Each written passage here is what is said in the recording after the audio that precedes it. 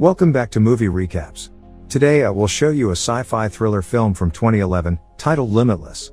Spoilers ahead. Watch out and take care. There's loud banging on a metal door, leading to a fancy apartment with boxed up belongings. A tiny tour of the high-end apartment complex reveals two dead bodies. And on top of the building, standing right on the edge of a balcony, is Eddie. He takes 1 foot off the edge and he hears 2 gunshots in the next apartment over. His neighbor must have checked on the noise. Someone is screaming in front of Eddie's door to be let in. Eddie's disappointed in himself. Does he jump? A little over a year earlier, Eddie is walking down the street, looking completely different. He says he's a writer. Drinking midday in a bar, he's telling 2 guys about his novel, for which no one believes he has a contract for.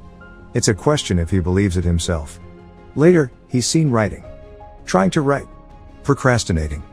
Until he finally leaves his apartment and goes out to drink again. A few weeks, if not even months, pass with him not writing a single word. Eventually, his girlfriend Lindy leaves him. Eddie thinks it's out of the blue, but she clearly doesn't. He gets ready to propose to her, but she reminds him of the last time he was married, to Melissa. That marriage didn't work out that well. Later, he's walking home, feeling bad about himself in general, when he sees his ex-brother-in-law, Vernon. Eddie's not excited to see him. After a little chit-chat, where they both lie to each other a bit about what they're doing, Vernon convinces him to have a drink together. They go to a bar and he tells him about how Melissa is doing. Then they start talking about Eddie's creative problems and Vernon suggests he can help him. He shows him the drug he's selling.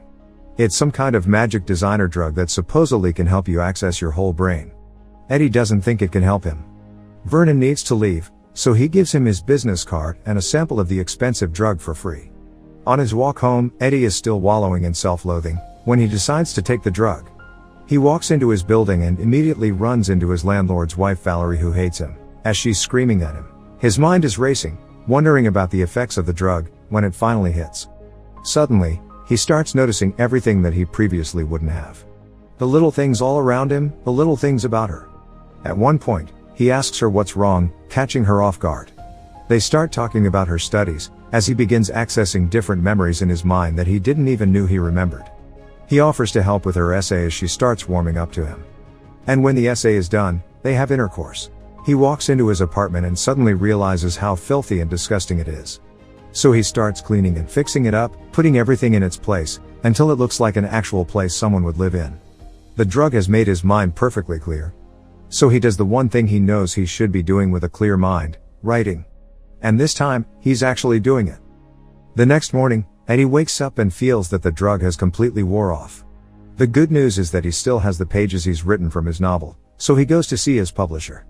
Eddie asks her to read the unfinished manuscript and promises to return the advance if she doesn't like it. As soon as he gets home, he has 3 new messages from her, saying that what she read was brilliant. Eddie thinks to call her back, but instead goes to see Vernon. He opens the doors for him, looking like someone has roughed him up, and lets him in reluctantly. Vernon knows why he's there and tells him that he'll give him more of the drug, but that first he has to run some errands for him. Eddie goes to get his dry cleaning and pick up some breakfast, but when he comes back he finds the apartment door open. The place is completely ransacked and Vernon is on his couch. Eddie walks over and sees that he's dead. He immediately calls the police and while he waits for them to get there, he realizes that the people that were apparently looking for the drugs never found them. So he gets to looking for himself. Eddie ultimately finds the drugs, as well as Vernon's black book and some money. Suddenly the police are at the door. Later, he's being questioned in a police station. The detective is suspicious of Eddie and his story. Melissa calls the detective's desk and asks to speak to Eddie. She tells him that she doesn't want him at Vernon's funeral and that she'll call him when all of it is over. Eddie leaves the police station, paranoid that he's being followed. He gets home, counts the money and takes 1 tablet, which kicks off a montage of him completely rediscovering himself and the power of the drug. First, he gets a haircut and new clothes. Finishes his novel and delivers it to his publisher. He learns the piano in 3 days and also learns to speak new languages with little effort, then uses them to pick up women. Suddenly, he can use math to win at poker. He knows what combination of drugs his aunt with cancer needs. He can talk business with Wall Street types and impress everyone with his wit. He even gets an offer to work for one of them. Eddie makes new friends, rich ones with private jets and poolside manors that he vacations with. But he starts getting reckless and he needs more and more adrenaline rushes. At some point, he has an epiphany of what he needs to do and it's not writing. We see him back at his apartment, looking at the trade numbers and taking the drug. He needs money for what he wants to do, and investing in trades isn't enough. Eddie looks for a loan shark at a diner. He convinces him to give him $100,000. They meet for the drop at a park, and the loan shark tells him what will happen if he doesn't return the money. Later, he takes the job offered to him earlier and quickly figures out how to double his money investing. Eddie gets noticed by the bigger players in the finance game, and he gets a meeting with one of them. He tells Lindy about it over dinner and impresses her by ordering in Italian. He apologizes to her and tries to charm her, to win her back. They get back together and start seeing each other again. As time goes by and he becomes more successful, he gets the feeling he's being followed. One night, as he's in his apartment with Lindy, he starts feeling strange. The next day, him and his boss have a lunch meeting with Carl Van Loon. Eddie explains his grandiose pattern recognition abilities and tries to impress the man. He gets a ride home from him, and in the car Van Loon hands him some documents, telling him to look them over. When they reach his place, Eddie gives him an evaluation of what he's read.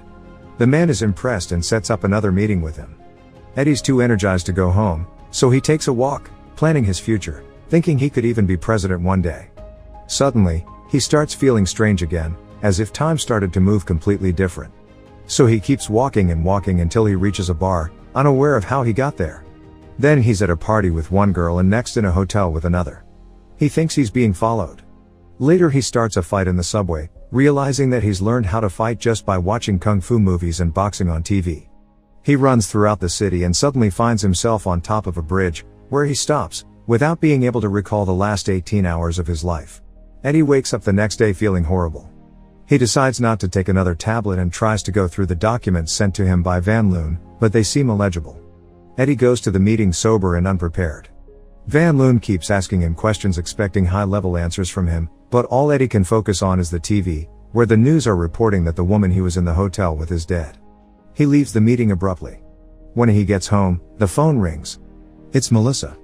He asks her to meet him later that day. Eddie remembers Vernon's black book and starts calling the people from the list. Everyone on the list is either dead or terribly sick. The last number he dials belongs to the man who followed him and who's sitting on the same bench with him. Eddie sees him and runs, as the man chases after him. He finally looses him by going inside a cab. He meets with Melissa and she tells him that she had also been on the drug and barely made it out alive when she stopped using it. She notices that he's been taking it too and tells him to go off it slowly, otherwise it could be lethal. Eddie keeps getting worse as he comes back home, where the loan shark is waiting for him. The man takes his last tablet and ingests it. As Eddie is grabbing the money he owes him from the bank, the man seems unaffected by the drug. Eddie gives him his money and he says he feels great, but there are no noticeable changes to his intelligence yet. Later, Eddie stumbles into Lindy's office. He tells her everything and asks her to get him the drugs he's hidden in her apartment. Lindy gets there and finds them easily, but as she's getting back to the office she calls Eddie and tells him that there is a man following her. Her cab gets stuck in traffic and the man is seen coming up to her. Eddie tells her to run and the man chases after her too. Lindy runs into a park and asks two guys to help her. The man walks up to them and stabs them both as she runs away again. Lindy hides and calls Eddie, tells him that she's stuck and afraid. He tells her to take one of the tablets and she does it. Suddenly the drug takes effect on Lindy too. She goes through the same thing Eddie did when he first took it and instantly starts running away, knowing exactly what to do. The man follows her every step, until she incapacitates him and escapes. Lindy gets to Eddie and gives him a tablet. They check into a hotel together. The following morning Lindy is getting ready to leave and Eddie tries to persuade her that he'll get on track. But, after taking the drug herself, she disagrees. He sees the good sides of the drug, while she is scared of it. Eddie tells her that he will eventually get off the drug, but she leaves regardless. Eddie sees the loan shark waiting for him and he goes up to him. The man wants more drugs so he gives him a few to hold him over. Later, he hires two bodyguards that follow him everywhere and he goes to see Van Loon. Eddie apologizes about the meeting, explaining he was sick, but he had already won the man over before, so Van Loon still gives him the job. He brokers the biggest merger in history for Van Loon and gets back on his feet. Not waiting around until his stash of the drug runs out, he goes to a chemist and tells him that he'll give him $2 million if he recreates it in 6 months. While Eddie's having lunch one day, the detective comes to see him. He tells him that he's been identified as the man running out of the hotel when the young woman was killed. So, Eddie hires the top lawyer to bail him out. Later, he's at a big meeting for the merger with Van Loon, when he notices that one of the men, Atwood, from the opposing side is sick. They will reconvene to sign the contract the next day. After the meeting, Eddie talks to Van Loon and he threatens him not to make him his competition, explaining that whatever makes him that good at his job is a gift, not something earned through hard work. Eddie goes back to the hotel, finding his room trashed. He buys the fancy apartment that was seen in the beginning of the film. Later, he runs into the loan shark again, who's completely transformed. He tells Eddie to bring him more tablets or he'll tell his boss about his trouble with the police. The next day, Van Loon and Eddie are waiting for Atwood to come in and sign the documents for the merger. When he doesn't show up, his wife comes to their offices to tell them that he's sick, but as soon as he's better he will sign the contract. The two of them walk her out, and as she's going into the car, Eddie sees that the man who's been following him is getting inside the car with her. Her husband was sick because of the drug. Eddie meets his lawyer in a police station and gets into a lineup. Thankfully, he doesn't get picked out. He leaves the loan shark waiting and instead goes back to the Van Loon office, who's watching the news. They're reporting about the merger. His new boss is angry about it, but tells him that Atwood is dying. He's worried about the merger.